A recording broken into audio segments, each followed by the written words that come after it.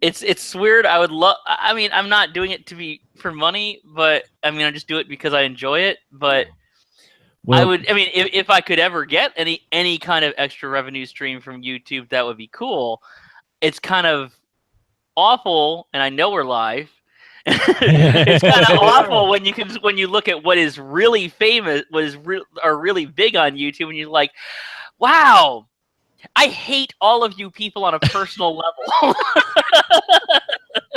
No, well, he was one of the first. He was one of the first people to be a part of the YouTube Red program, where you actually paid for like 99 cents for a video, and it was, because it was high-end content, because he had a whole production crew for him and everything. So it'll be interesting to see how that plays out. So yes, we are live. So let's get this thing rolling then, shall we, gentlemen? Righty. And welcome. Yes, this is where we're kicking off our special series. I don't know if I'm going to do one every year, but we're in our third year here, coming up on our third anniversary for the Spoiler Room. And I was thinking, I wonder what we should do. And then the idea hit me. It was all threes. And so no one really bothers, it seems like, to talk about the third film in a franchise. But that's exactly what we're going to do with these series of episodes I like to call Third Time's a Charm, where we're going to look at the third film in a film franchise of various genres. And tonight, to help kick off this special series, we have a great crew sitting in the room with us tonight. First off, the BFD himself, Glenn Bittner. Hello, Glenn. How are you? I'm fine. How are you? What was that? I said I'm fine. How are you? Dirtbag. There it is. There's the dirtbag. I was waiting for it. And next to Glenn, he's back with us once more. It is Scotty D in his house. Hello, Scott. Hey. He sounds so enthused to be here tonight to talk about tonight's movie. I have a piercing pain in the back of my skull right now. Well, we're glad that you could join us. Well, it's fine. You guys are here, so you can keep it company. So we can keep it company. And back after his long run on stage, it is the actor, the man, my good friend, Octavius Steven is here with us tonight. Hello, Steve. Huh? What? Oh, hi. Are you awake? Doing this. Oh, yeah. Oh. Are you awake? I totally. I'm sorry. Did you want me to write out some lines for you? No, I was just confused by such a long and involving intro for me. So I was confused. I didn't realize. So thank you. Hello. You're welcome. It's good to see you again, Steve. Yay! always great to have a returning voice, and especially being Octavius, and especially for tonight's films, which is, yes, keeping with the Third Time's a Charm, we're looking at Police Academy 3, Back in Training from 1986, directed by Jerry Paris. And we have the alumni of Commandant Lassard's Police Academy return to the school that trained them to help train new recruits and prevent its closure. And that is about... that is the plot. It's not really deep here, folks. Police Academy 3, it did gross about $43 million. It does have a good chunk of returning cast. And let's get, I just want to get initial impressions tonight. Here's the third in the franchise. So they've done a lot of jokes in the first one and the second one. Doc, how did you feel about Police Academy 3? Well, when I was younger, when I first got a VCR, I had three general levels of movies. There was the movie I wanted to get on a nice quality pre-recorded tape. There were the things that I was going to try and tape off of cable that I would tape. I didn't want to spend as much money on or time. And then there were things I wasn't going to bother with to tape because they were on all the time. That was the Police Academy movies. Because they were on our UHF channels all the time in the late 80s, early 90s. There was no point in recording them because I could just watch them when they came on. And that's what I did at that time. So this was actually the first time I'd watched Police Academy 3 in any kind of quality release, I suppose. So that was interesting. A good interesting or a bad interesting? It was not as different as I expected. I'll say that for sure. So the improved visual quality didn't necessarily improve the film at all. I thought I was missing more of the film. Apparently, I was not. And Glenn, how about you? Your initial thoughts when you see Police Academy 3? There it is. Yes. I remember liking the original Police Academy a lot. And then I saw the second one, and I'm like, well, that was a turn downward, but okay. And there's this one. I remember seeing this one the first time, and I'm like, wow, this isn't like the apple falling far from the tree. This is the apple falling, being kicked off a cliff into a boat that then sails around the world to a rocket that's blasted to the moon. The moon explodes and falls into the sun. At what point is it on a jet ski? God.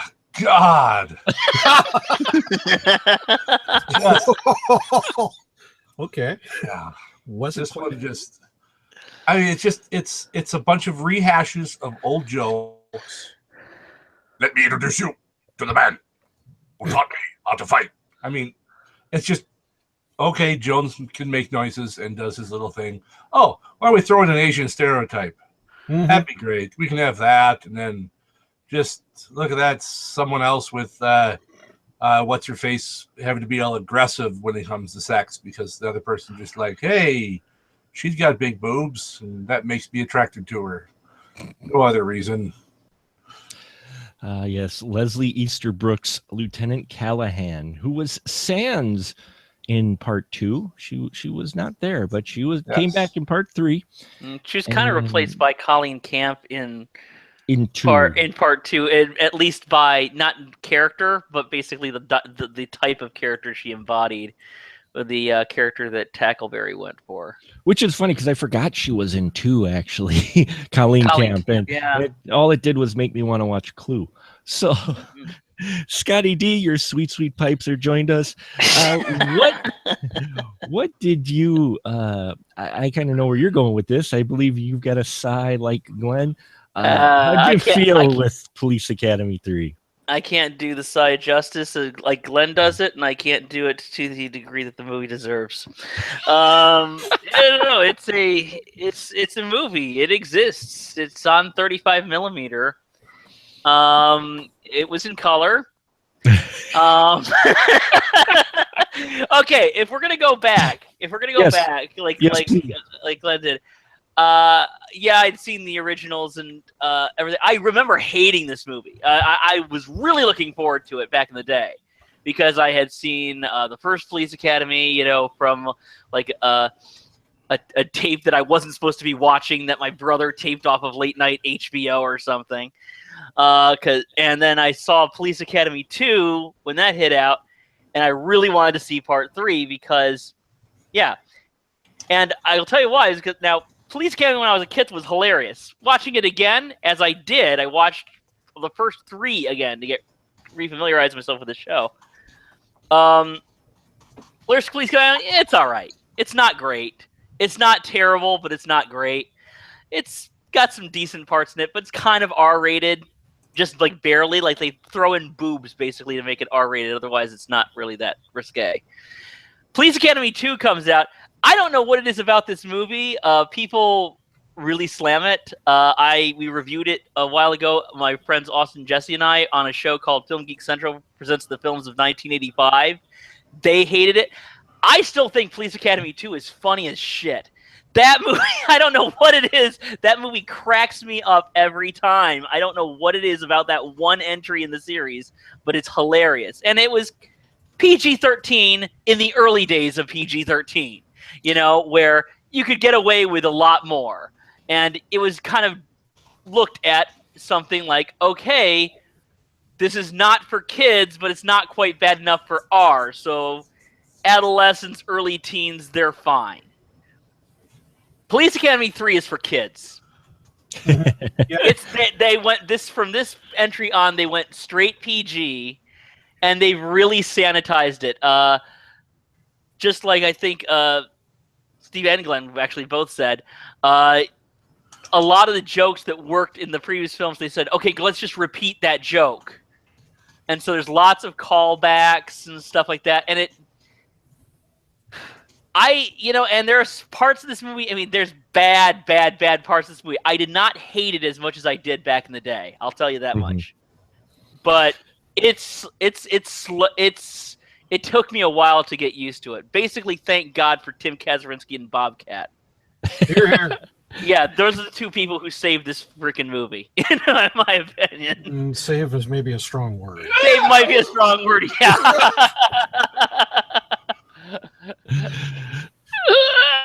Well, I'm just kind of a reformed guy, you know. Did you step on a Lego? Yeah, I know. What the hell was that? I have no idea. My horrible Bobcat Goldthwait impression. But, yeah, revisiting these. I haven't revisited these in years, and that's kind of why I always love doing these types of series, and especially doing the third one. It makes me watch the first two, and I found them. The first one is all right. It's amusing. I found these, but I didn't find these nearly as funny as I was when I was a kid when I first watched them. You know, especially the first two. The first two I enjoyed a lot more than this one. Yeah, and it is 80s PG, so we do get a topless scene in here. So just throwing that out there in case anyone's curious. There is a topless scene at the beach for no apparent reason, because 80s comedies, you know, you had to show some nudity, regardless of the rating, I think. God, I don't even remember that. In this one or in the second one?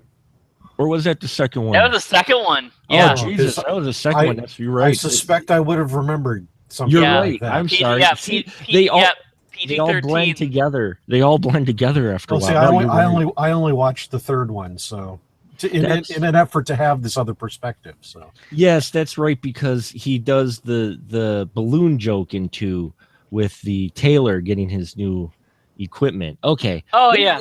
sure. It kind of blends all together after PG-13, a while, so. you could do that. You could have like a quick nudes, a quick shot.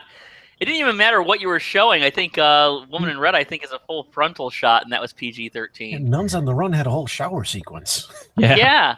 It was basically right up until like right after summer of 1989 is when PG-13 kind of stopped being PG-13.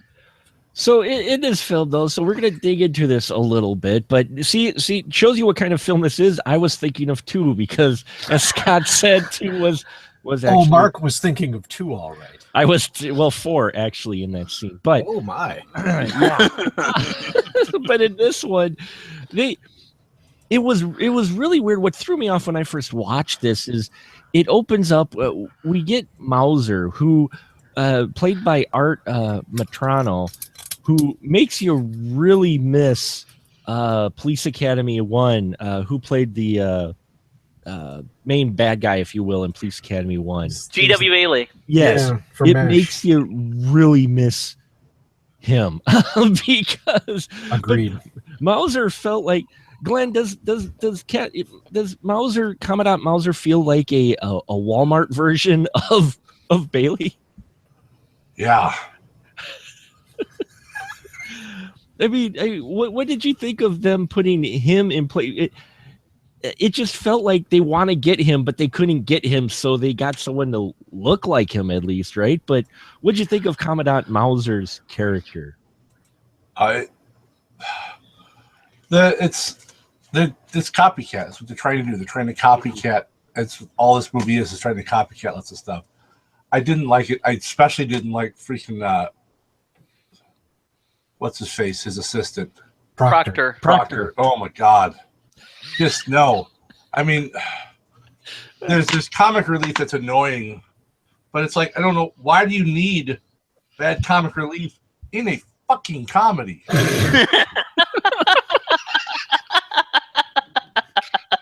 That's not a bad point. His timing was so different from everyone else around him. I don't know if it was awesome or awful. He felt like the kid who was given the script, who's trying to act like with the big boys, but just not quite getting there. Kid who walks in the middle of a movie is out of his element. Okay. Yeah, kind of like that. At least that's the way I felt with him. But Scott, what'd you think about Mauser and Proctor? Well, Mauser and Proctor were the villains in part 2. Mm-hmm. And they were the villains in part 2 because they couldn't get G.W. Bailey. Because Hugh Wilson, who had done the first movie and had like some other credits like Americanathon, Tunnel Vision, he had created WKRP. Yes. Which is an awesome show. Yes. He went on to do Rustler's Rhapsody, which is a spoof of singing cowboy movies. And if you ever get a chance to see it, it was one of the biggest surprises because that movie was hilarious. Absolutely hilarious movie, Rustler's Rhapsody. And G.W. Bailey had a huge part in that where he played like the town drunk, who was like also the sidekick. And so they couldn't get him for part 2, so they had Mauser, Art Matrano, for part 2, and they kind of brought him into part 3 along with 2 of the bad guys from part 1. So they're trying to like bring everybody in together. Oh. Yeah. That was the whole purpose of the opening scene is you get the 2 villains from the first one, some side villains from the first one connecting with the villains from 2 for 3 because 3 needed to combine 1 and 2 apparently. Yeah. Well, that's what makes 3, so that makes sense. Oh my God, yes. Steve, don't you dare make me think that they were trying to work on multiple levels here. No. I don't even think they had all level, but let's continue. Well, so Art Matrano was kind of the second tier choice. He's all right, but he was designed to be the replacement for Bailey in the second and third one. Yeah. He's all right though. He's not great, but he's not bad because I have such a fondness for part 2. I can't knock him too much. So, although he does not have the great ad-libbing skills of G.W. Bailey, who, if you look, I mean, even in the bad films he's in, like say, like I don't know, Police Academy 4 through 7, that G.W. Bailey always has really good ad-libbing skills and can bring a little extra comedic oomph to a scene, and Art doesn't quite have it. No, he doesn't, and that opening scene that they really try to come across, and I mean, because it opens up just like all the other police academies with a view of the cityscape, and we get a little text of the setup of the film, which is probably the most plot you'll get out of any of these movies. But then we get them meeting up in the secret car lot, and the jokes, you're right. I think you really hit it that it was meant for kids, because even in that opening like 10 minutes, Doc, wouldn't you say that the comedy in there, you realize, oh, we got a lot more physical comedy going on here. What parking lot has a closing time? Right? Because it didn't look like it was anything but a parking lot, not like it was attached to a mall or a store or anything like that. But for all I know, maybe parking lots close in Canada. I mean, in this city in America. With the building that says Toronto Security Bank, I think. Really? I didn't even notice. Oh, it's very, very much Toronto, yes. Yeah. Not even notice that. That's awesome. Like later on, they tried to establish it somewhere in California, I guess. Just at the wiki, but no. But yeah, there's a lot of physical, just random gags, which made me feel it was almost as if someone had tried to explain the concept of slapstick comedy to someone who had never seen it. And like, here, I'll tell you about this Buster Keaton film I saw. And all they got from it was people falling down is funny. Yeah. And then like just started breaking things and getting knocked around. And a lot of it is just, it's stuff that, like we were saying, it's probably funny if you're a kid because you don't understand how things work. So if something happens, you accept it. When the car wasn't in gear and starts rolling back towards the other car and at the end of that parking lot sequence, I'm like, why would that happen? They left the car, you put it in park. And in park, it's not going to randomly slip out of park unless you have a really crap car. So I was confused. And then Yeah. it stopped being funny because I was confused. And Not that it had really started being funny, but you know. Well, what's also kind of confusing about this is the whole idea of two police academies, because you would have thought that would have been addressed in the first one.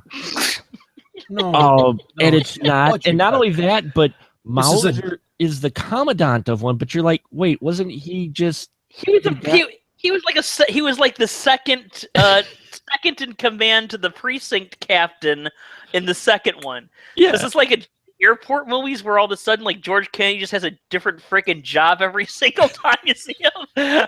First he's a mechanic. Nope, now he's the vice president. Now he's flying the Concorde. This almost felt like, you know, I mean, they're trying to combine the two together, but I think that's step one where they kind of fail, is trying to bring any continuity to this timeline by combining the two. Am I wrong on this, Doc? Is that it? I'm of too much because we've already discussed a little bit already how this seemed to be them kind of resetting the movies for a younger audience. So similarly to some other movies I've heard you guys talk about recently, where midway through a series you kind of have a soft reboot. You could argue maybe that's what this was going to be, but there are so many references to things in the first two movies, even just not having watched the other two again, going into this going, all right, they're making a reference. I can tell they're making a reference. I'll just go with it. So it's like, even if you're watching like new, it's not like brand new and fresh at that point that you could restart, I guess. It feels like they wanted everything. They wanted to like start over, but not completely start over at the same time. Would you say that, Glenn? Do you think that they were trying to do all this because they were trying to do maybe the soft reboot and bring in the younger audience with this, or trying to take it in a different direction? I don't think they knew what they were doing. No. It's also very likely. I think that it's just it was just laziness. It was lazy writing and lazy direction is what I think it was. Not giving a damn. Yeah. And what's kind of sad for me with it is I like these characters. I mean, Sure. you know, some of these characters are really interesting. It's just one of those where you wish they weren't taking them over the same jokes. I mean, George Gaines, bless his heart. I mean, I could talk to Commandant Lassard for many, many, many hours. Just because I love his performance in here.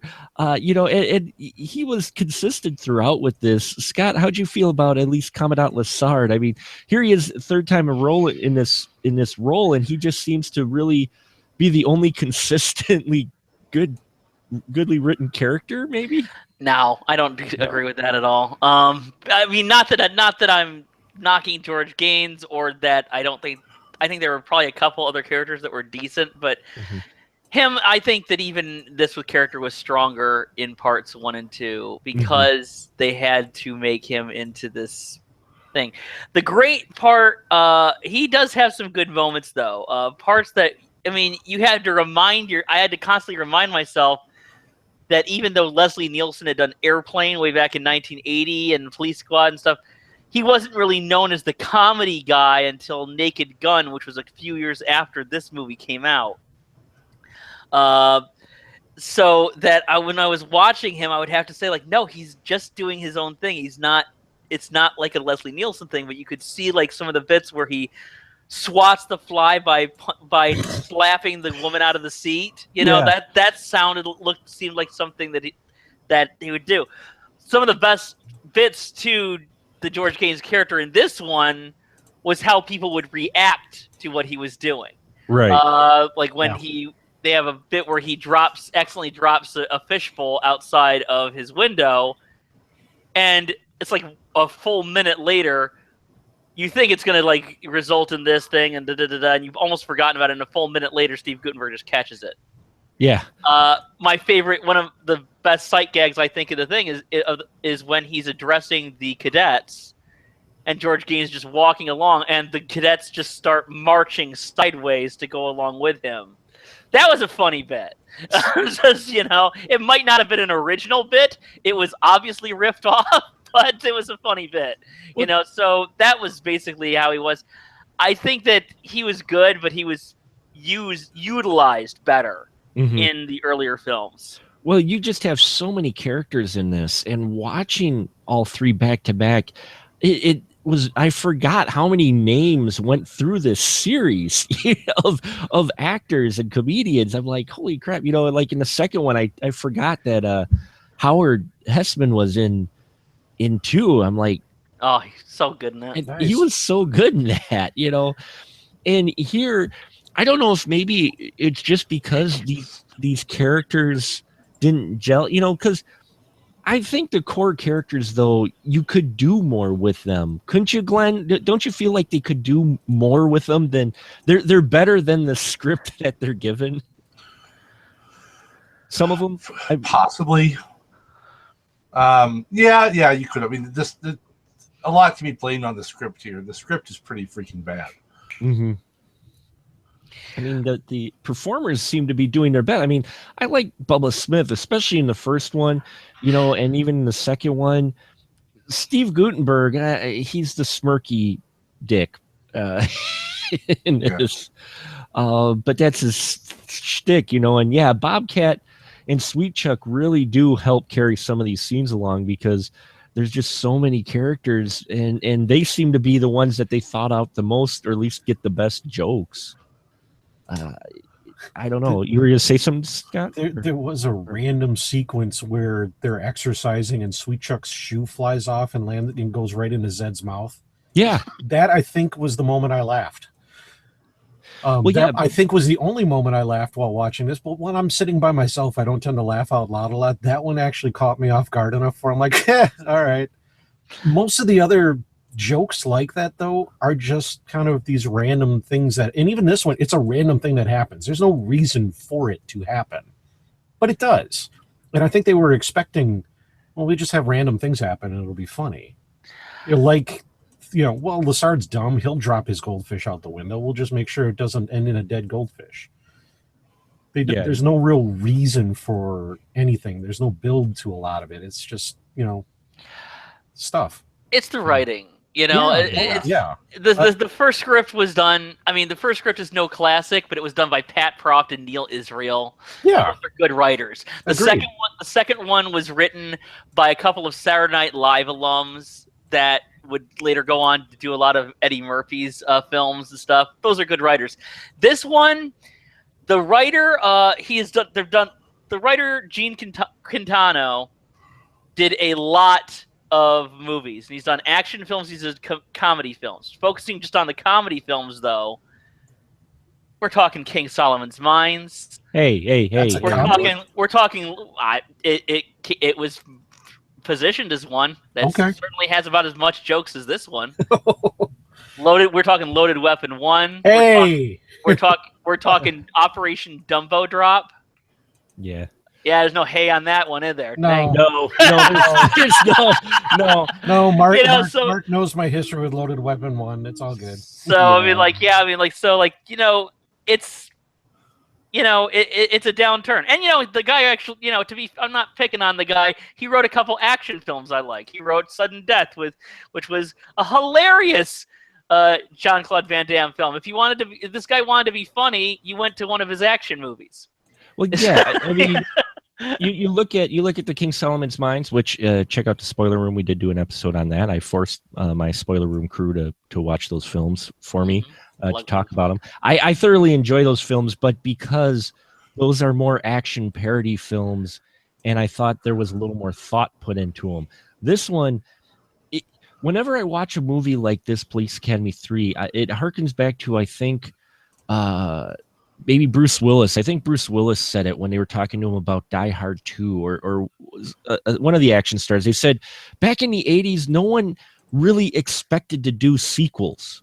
I mean, now it's almost, a given that you get actors signing up for. So they didn't know how to handle sequels very well. Very few franchises did it back then. You especially some of your comedies were usually one and done. So not everybody in Hollywood was comfortable or knew how they wanted to approach it, especially producers. And this one, it definitely feels that way. It feels like, oh, we've got this hit, we got to keep going. And, well, what are we going to do with these guys? Well, I got this funny bit. Okay, let's work that in there. Let's do this funny bit. Yeah. Okay, now what are we, half hour into the film? Okay, let's bring it around to the original plot of the schools competing. Okay, we're done. Skit. This was like trying to be like Second City, like a TV show almost, in a way, or short skits. It never got the full feeling of any type of major story or even the competition. Glenn, did you ever really get that feeling these schools were actually competing for anything? No, not at all. I mean, they didn't set that up at all. I mean, what'd you think too of the differences in the schools, if you will? I mean, Mauser's was pretty much what, Nazis? They're fascists, at least. But they're wearing brown shirts. it's a typical thing, and it's the Yeah. Hey, it's the goofy ones who are actually the ones who are doing it right, not the ones who are organized or prepared, and because they're the fascists, and they're as you said, they're like the Nazis because they're all rules and crisp uniforms, and they're the bad guys. You can always tell the bad guys because they look good. Like, okay, fine, I guess, but no. And you do get some of those wonderful, pre-80s, pre-90s jokes in here, especially with a character named Nagata, who is the Yeah. As you can tell, folks, the Nagata character, if you look at 80s comedies, racial stereotypes were always considered, for some reason, funny. Particularly Asian. It's particularly Asians. And this poor character, and don't get me wrong, I like the actor, but the way the character is handled and written, in fact, all the Asian characters in here, Scott, we had ADR for almost every single Asian character. What the hell's up with that?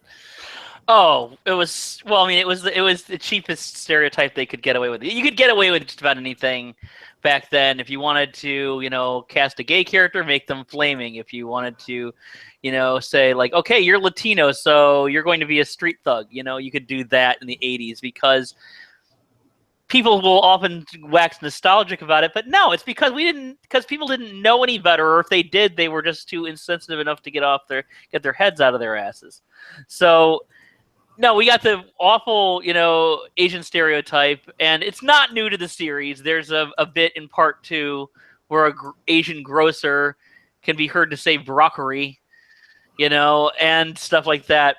In this one, well, let's look at the character of Nagata. He's Japanese, they say, right? Okay.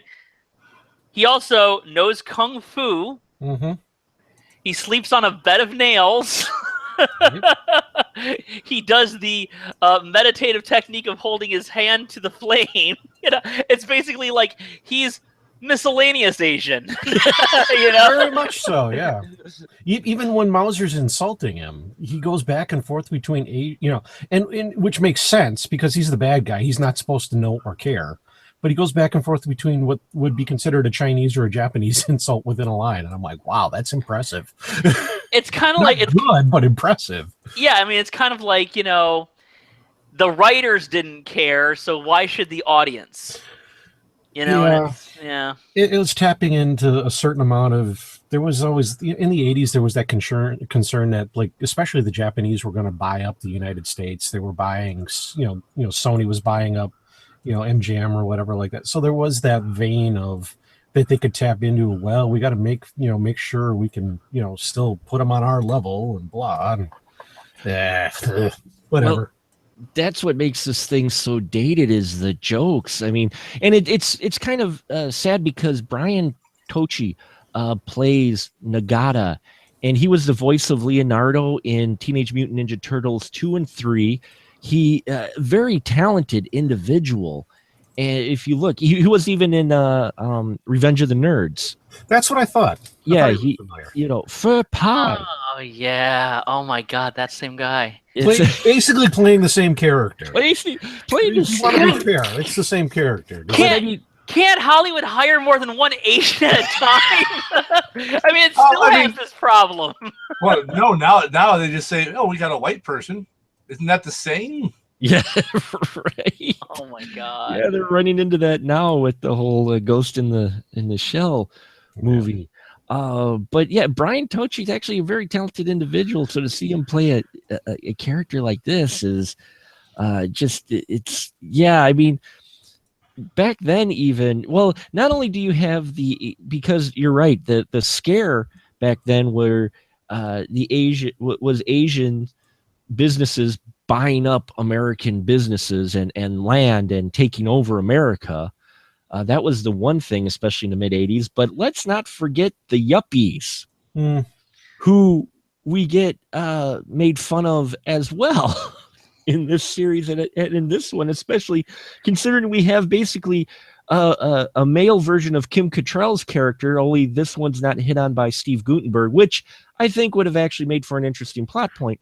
But we do get the rich guy in here, and the rich are looked down upon, aren't they, Glenn? Well, of course they should be. Well, yeah, but I mean, in the '80s, that whole yuppie stereotype. That was I mean, that's you have the same thing. In Meatballs, you had that with you had Camp Mohawk.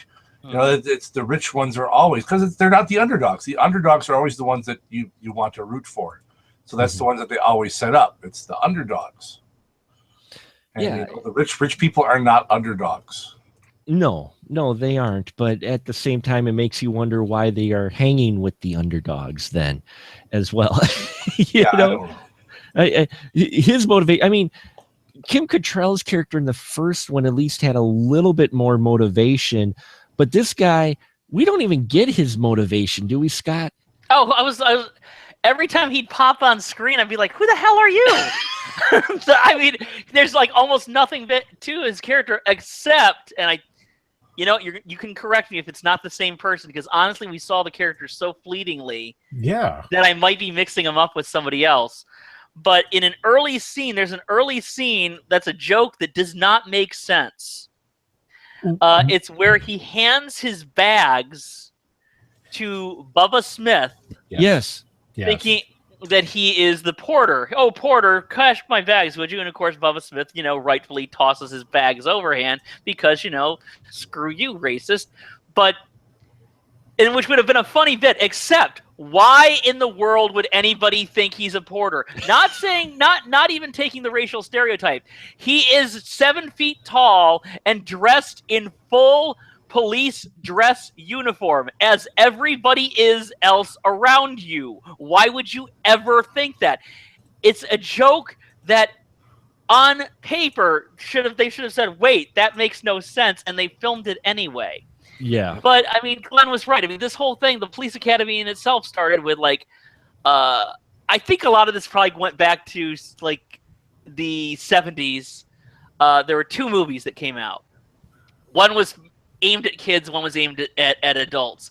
The kids one was Bad News Bears, and the adult one was Animal House. And it was showing the mismatched group of misfits who were always looked down upon, and it was always thinking of losers. But woo, we're the party people, and we're gonna take care of those squares, and we're gonna show that we can do it better than they can anyway. And that was a formula that was repeated, as Glenn mentioned, in Meatballs and everything else. And I think Revenge of the Nerds, and I think Police Academy was kind of the cop show version of that. And that's what they're trying to replicate here. But here's the problem, is that it's now, by this point, was maybe 6 years after those movies, and it was a cliche. And so, yes, there was Police Academy 3. There was also about 20 other films probably released that very month with the same plot.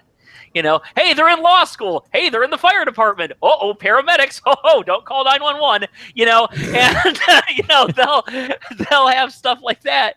And so it wasn't novel anymore. And by this point, they didn't even care with the writing to make a joke that made sense on paper. So right. Yeah, the 80s comedy, the early 80s comedy were the underdog comedies. You're absolutely right. That was your basic formula for the downright comedies. I'm not talking quite like Beverly Hills Cop or whatnot, or your Lethal Weapon, where they're action comedies, and those, we're talking that are films that are meant to be straight up comedies. That it was always the Underdog, especially you mentioned Revenge of the Nerds. Pretty much anything. Porky's, the Underdog, the perv guys. They end up the guy ends up being the hero at the end. The misfits do. They end up, being better than the guys who you would expect to win. But you're right. By this point in '86, that had been beaten so dead. I mean, the horse it wasn't even a horse anymore. It was like a chihuahua. Yeah, well, it was glue. It was in some movie producer's bed, is what it was. Yes, yes, it was. But there are fleeting glimpses. I mean, we're sitting here, and there are bits and moments of this film that I did find entertaining. The jokes that I wish there were more of, and it felt just a hint like the original, was the scene with the taxi cab driver and Nagata when they pull up. In that Steve Guttenberg's character comes up and he's talking to the taxi cab driver who's trying to rip off Nagata by saying he owes him $700. And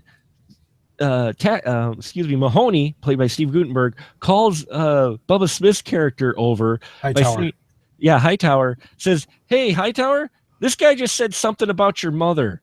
I enjoyed that part, at least, because I'm like, here you have Hightower coming over, and you want to see him, and he's not going to, but it was just one of those little bit of jokes that I kind of actually enjoyed. And then he rips the meter out because you got the taxi cab driver saying the meter doesn't lie, and Hightower shakes the meter and throws it back, and he goes, "Oh, no, that's a lying meter."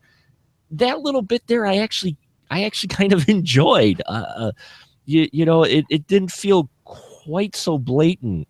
Or am I off, Scott? No, it's fine. It was a fine joke. I mean, it's that's not a bad scene. I would say, as I kind of briefly started to mention before, the first 15 minutes or so, 15, 20 minutes of this movie, ooh, that's rough.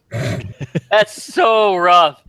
Basically, as soon as they get back in training, hey, they should name the movie that. Anyway, as soon as they got back in training, you got to meet some of the cadets. Now, do we give a shit about the cadets? No, there's 2 cadets we care about. But it set it up for some better material, because obviously the writer Gene Quintano didn't have the drive or creativity to use the old crew and just bring them on other assignments in the field. He says, "Now let's just throw them back in the academy," and so you had some better bits there. That was not a bad bit. I still say that you were briefly mentioned this before, and I didn't touch on it then, so I'm sorry. But I think go ahead. But I think that Bob Goldthwait in this movie, who becomes a good guy because he was so popular as the bad guy in the last one, and Tim Kazurinsky, who is also in the second one, those two, pairing those two up, the street guy who used to menace the European timid shop owner, and have them both in that was a really good dynamic, seeing how they kind of had this love-hate relationship that developed throughout the film, because their comedy timing was good. I mean, Bob Goldthwait was really taking stand-up by storm at that point. And Tim Kazurinsky was a Saturday Night Live alum, and they had really good comic timing, really good physical humor. And you could tell that they could really riff on a scene, and they could make something work. If it wasn't working on the page, they would try to make it work better. And that's when things really worked. I really think that those are the only 2 people that I think did a damn thing in the movie. Would you agree, Doc, that probably Sweet Chuck and Zed, you probably could watch the movie with just those 2, couldn't you? Pretty much. I mean, just briefly going back to the taxi scene you mentioned, that one works because there's a little build to it. Mm-hmm. So it actually goes somewhere. It's not just a random joke and then it happens. It builds up to that point. Sweet Chuck and Zed work together so well that they become the dynamic. I mean, not to go on, but I know I remember there being a cartoon series and them being like pretty much the main two characters in that. Were they? My memory of it is very faint, but that's the only thing I remember from the cartoon. and to be fair, even a bad Bobcat Goldthwait impersonation, as we've proved tonight, is still memorable as Bobcat. Sorry. No, we've all done it. We were all doing it. But everybody knows what you're trying to, it's either that or, Gilbert Godfrey, or you're trying to pass a kidney stone, one of the two. So it's the dynamic between this mousy guy who's been stepped on and this anarchist that has a lust for life, who's he's almost squirrel in a lot of ways. He's just kind of, hey, what's going on over here? So yeah, but when they build an affection with each other, it is very interesting because, as you noted, they're both very good actors, they're both very good comedians, and they went somewhere with this. A lot of the other characters that get introduced as the new crew, they're barely on screen. They're part of the reason some of the stereotyping on Nagata didn't bother me is he's barely there. Yeah. Just every time he's there, it's pretty much some sort of stereotype. But other than that, the rich guy, I don't even remember if he had a name. He was Rich Guy. Kirkland, I think. Maybe. Sure. I believe you, because I don't remember. Because that's how important he was. That's how much of an impression he made. And then there was the girl that was there, so Mahoney had someone to mac on. That's about it.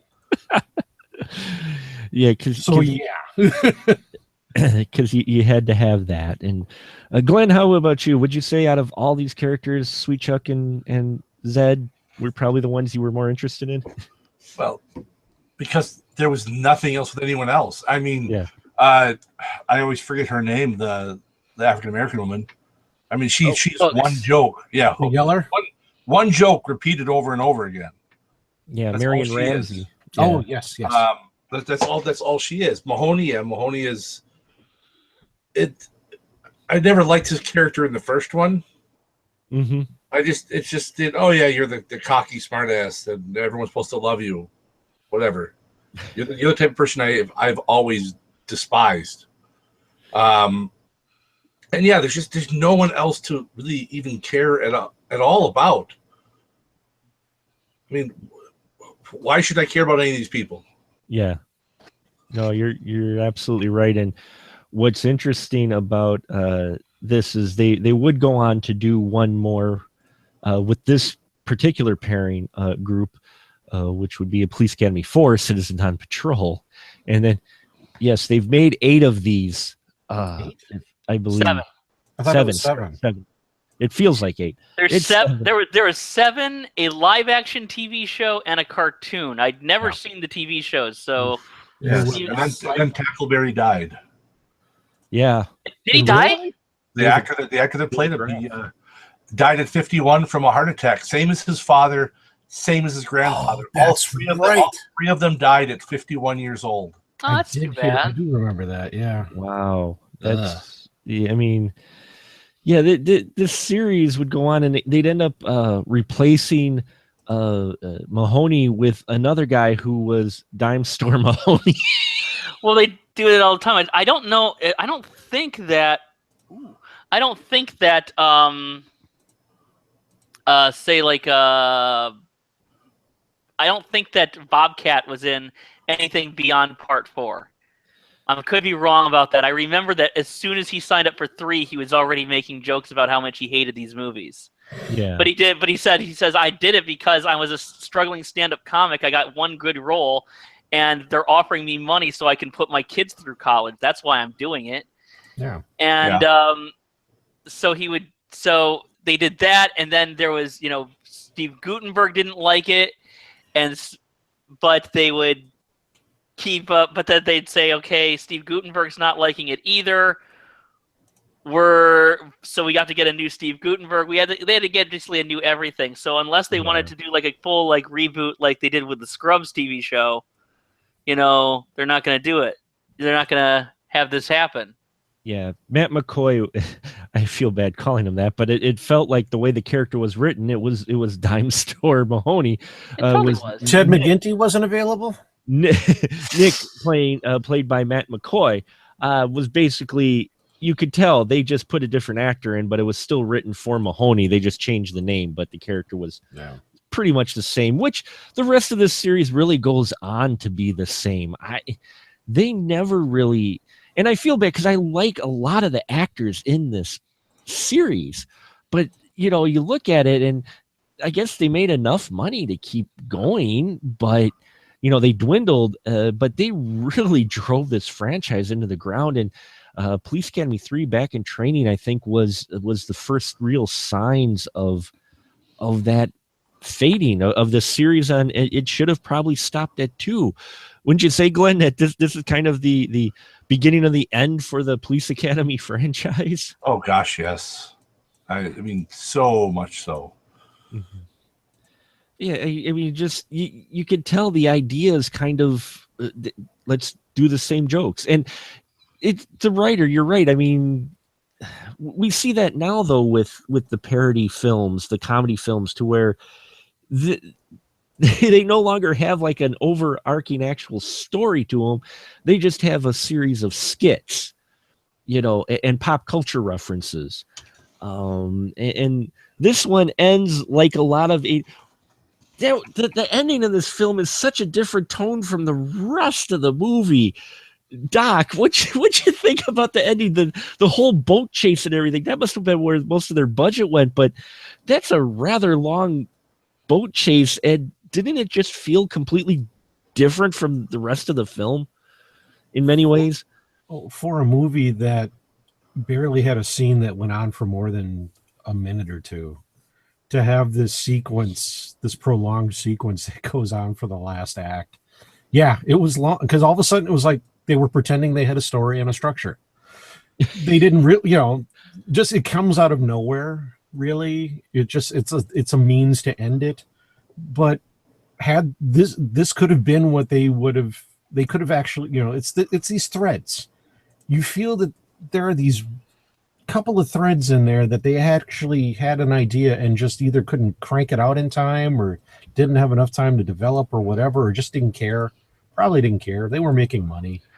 To some degree, that's all it takes. But yeah, it to have this prolonged sequence go on for that length of time, and you knew just the way that what little the story was going. There was going to be some redeeming something that the police academy, our heroes would do to win the day. And that's what happens. But beyond that, yeah, it is just kind of odd to have the hero action sequence, even though you knew it was coming. But also, isn't that like also what they did at least for a few movies after this? I haven't seen beyond this movie since I was a kid. Same. And but if I remember, didn't Part 4 end with some sort of balloon chase? Yes. And Part 5 had some, like, I want to call them airships. I don't know if that's what they are. The ones that they drive through the Florida Everglades. Oh yeah, they had a chase on those. I remember. I can't remember anything beyond that. But like they had these like weird chase things because it's like they couldn't figure out how to end it, so they were ending it like cop shows. Like okay, we have to do a cop show. Pretend it's a cop show. Pretend it's sweeps month. Okay, so we can't just give him a car chase. What are we going to give him? Jet skis. Oh, yeah. You know what people love? People love that movie Gator. We need something like Gator. Oh, my God. Oh, I'm going to tell my friend you said that because he's a Burt Reynolds fan. He's going to love that. I heard you were ripping off my Gator movie. Glenn, what were your thoughts on it? Would you say that this ending is just like a 90-degree turn and some of these stunts? I mean, watching this makes me remember it now thinking this is probably why I hated the Hobbit movies so much, because the freaking let's have a 78-minute long chase scene reminded me of the speedboat. The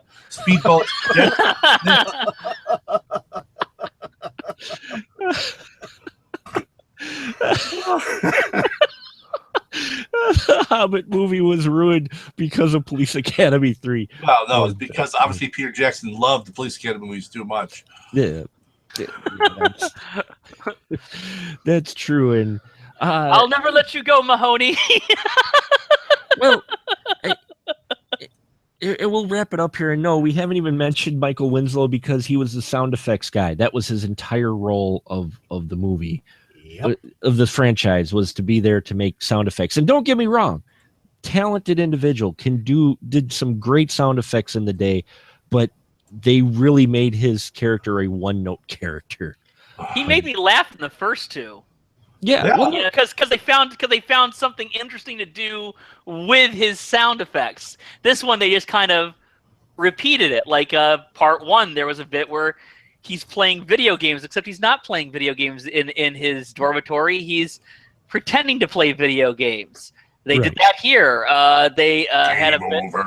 Yeah, yeah, and they did the great bit where he mimicked the martial arts movies. In part two, they repeated that here. You know, they didn't give him anything new to do with it. It was just like, just make some noise. You know, that scene like the last movie. That's what you're gonna do. So don't even bother to remember lines. Well, I mean, even down to not with his character, but in general, the shtick, as we mentioned, the rich guy in the limo. We get only this time it's Feckler's the one on the hood of the car instead of his wife, like the first one. But we basically get rich person in their limo with someone driving by who's on the hood of their car, just like in the first one. This rehashes so much from the first two films. If you watch them all back to back like I did, I mean, before they were kind of spanned out over a year or so you might not have noticed as much, but watching them like I did, marathoning them, it was like, holy crap, did they just like copy and paste from the first two scripts into this one, because they got laughs. It was like someone watched the first two films and watched the audience's reaction and go, let's do that again, only put them all in one movie. But we got to come up with a story. All right, let's do this. Okay, now more laughs. And, you know, I mean, even down to only this time it was instead of Mauser's hair getting glued to his hands, getting glued to his hair, it was the tape on the eyebrows. Yeah. Yeah. But it was still the same joke. And even down to Glenn, the blue oyster shtick. Oh, yeah. Let's just have that back. Why not? That's a running gag. Yeah. But it doesn't mean it's necessarily a good running gag. It's just a running gag. Yes. Oh, well, you know those gay men, they just will jump on anyone who's naked.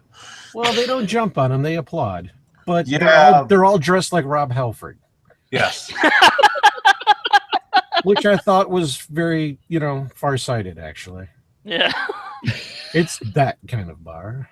It's the leather bar. Well, yeah, It's not the lace bar. It's the leather bar. It wasn't just a gay bar. It was a leather gay bar that, yeah, they looked like tryouts for the GIMP for, Pulp Fiction. You know what? If cruising took place at the Blue Oyster Bar, it would be a lot more better remembered today. So, yes, in this, I'm going to do a little new thing here with this, and we're going to end each one of these episodes where I'm going to ask each of our crew members, and I'm springing on this now because it's a surprise, because I just came up with it. It's huge. Everybody's going to love it. It's going to be Don't great. even start, man. If you don't want to trigger me, man. If you don't want to trigger me, you better stop that right now. I'm not kidding, man. I will fly to Wisconsin just to punch you in the face. But then I'll get to meet you in person. But It's not all bad. tonight, with this special series of Third Time's a Charm, I'm going to ask each one of our crew members hear their final thought, and if they think in the franchise, if for the film is a third time a charm in this franchise. So we'll start with Doc. Doc, what's your final thought with Police Academy 3 and is third time a charm? Okay. Police Academy 3 is definitely a movie that happened, as we've noted.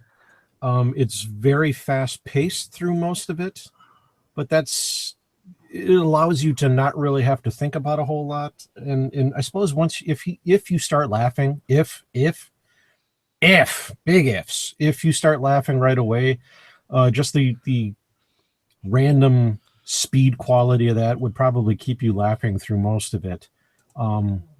As I noted, after watching this on Sunday, I felt the need to watch a comedy after this because this was a documentary, clearly. And I watched the Marx Brothers Duck Soup, which is also a very fast-paced movie in a lot of ways. But it's funny to me, whereas this one is not so much. And that's not to really. I know we've been kicking this thing in the side walls a lot tonight. It's not awful in a lot of ways. It's just not good. Not good. It's got the police person's ball, so it works to be a little PC, and then you've got Nagata, so it's very all over the place. It tries to be a lot of things. It doesn't really achieve anything. So is the third time the charm? No, it's not. Not at all. Hell no. I know where this is all going, but Scott, how about you? Your final thought, and is third time a charm? Let me tell you what I remember most about this movie from when I was younger. I remember opening up an issue, I think it was like a Sunday issue of, it might have been the Philadelphia Inquirer, which was like their newspaper in there. And I always looked at the movie ads. I always loved newspaper movie ads. And there are always blurbs at the top of the movies telling you how great the movie is. There was always this thing to tell you how great the movie is. And you could always tell like how good the movie was. And from a young age, you can tell, okay, where's the blurb from? Does it have any blurbs? If there's no blurbs there, it's probably going to get great reviews. They had a blurb at the top of it, which surprised me, because even at that young age, I knew people hated the Police Academy movies. The blurb to get people to see the movie said, and this is a pretty accurate quote, I think, "The Police Academy guys are back to bring you their brand of low humor." That was the blurb. The blurb was not a positive blurb on their own newspaper ad. It was just a slightly insulting description of the movie. No, third time is not the charm. You know, if you can find a supercut on YouTube or something of Tim Kazurinsky and Bobcat in this movie, that's good. Otherwise, there's a few good bits, but a lot of them just go nowhere. A lot of it was regurgitated from earlier films, and they were really trying to clean it up for the kids. However, I will say it's probably the most family-friendly film Georgina Spelman's ever been in. So, yeah. This is very true. And Glenn, how about you, sir? Burn it. Burn it all. Just no. No. I'm done. That's it. This is not a third time. The third time is harm.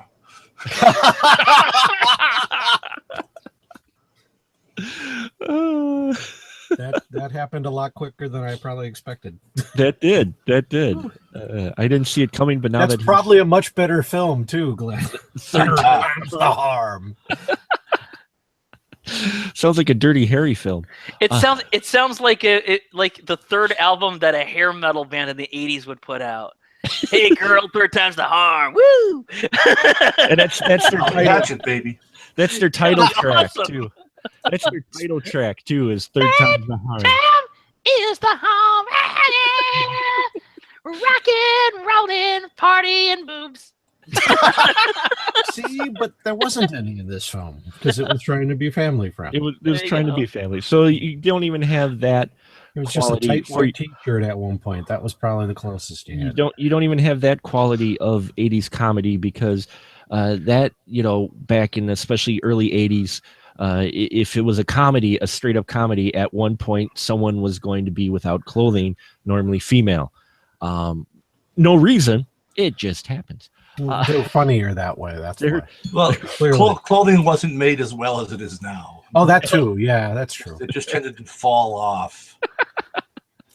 Especially if you were in a film stuck in the genre of comedy. So hopefully you enjoyed this special episode. If you did, please leave us feedback. Email us at spoilerroom.smp@gmail.com. The email is in the description here, or go over to specialmarkproductions.com where you can contact us and see the archive here.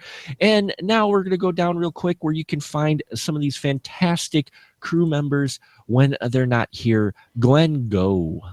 You can find me on YouTube with the B-Movie Bunker. You can find me on Facebook with the B-Movie Bunker and Guy in the Bunker Productions. My website, guyinthebunker.com, or just follow me on Twitter at Guy-in-the-Bunker. Awesome. Scotty D. You can catch me at movieocrity.com, where I have started updating regularly again. Thank you. I know you were waiting for it. And you can also catch my web series, Movieocrity, at vimeo.com/channels/movieocrity. Where they allow boobs more so than YouTube. So yes, I mean, you can see the things on YouTube, but they're a bunch of killjoys. You don't want to have to log in and everything. So yeah, log in. Yes, I'm 18. Click OK. And Doc, how about you, sir? Can they find you anywhere? Oh, December and the picture of Dorian Gray went well. Next time I'm scheduled to do anything right now is March 6th through 8th.